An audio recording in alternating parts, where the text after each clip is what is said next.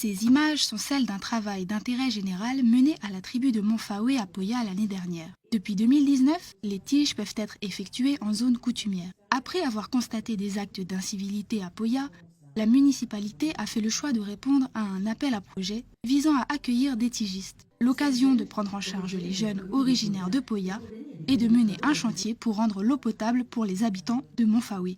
Alors, ce qui est intéressant dans ce chantier, c'est il y a eu un gros travail avec les coutumiers, le conseil des clans, le chef de clan qui a encadré les jeunes, et je les remercie parce que sans eux, on n'aurait pas pu faire ce chantier à la tribu.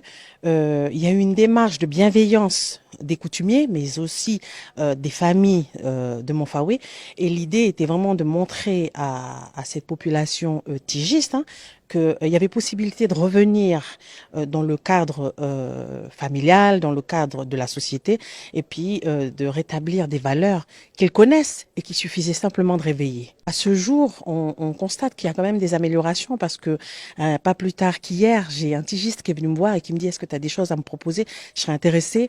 Donc il y a une démarche volontaire de nos tigistes et puis vraiment on est déjà dans une prise en main de ce public, de comment ils peuvent contribuer au quotidien de leur commune.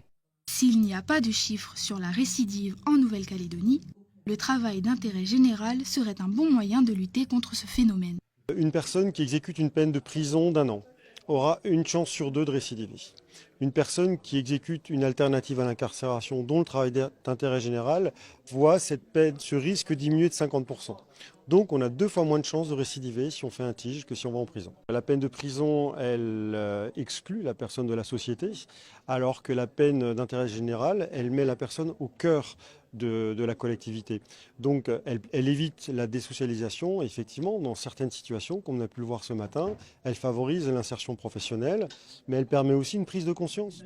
Une alternative aux courtes peines qui s'imposent davantage en raison de la surpopulation carcérale du camp Est. Au mois de février, on recensait 610 détenus pour 410 places. Priorité pour les courtes peines, effectivement, à certaines mesures alternatives, dont le travail d'intérêt général. Le séminaire qui s'est déroulé toute la matinée, très riche en échanges, effectivement, nous montre le chemin et c'est un chemin qui convient effectivement à ce territoire. Le nombre de travaux d'intérêt général a augmenté ces 2 dernières années au pays. L'année dernière, plus de 600 tiges ont été prononcées.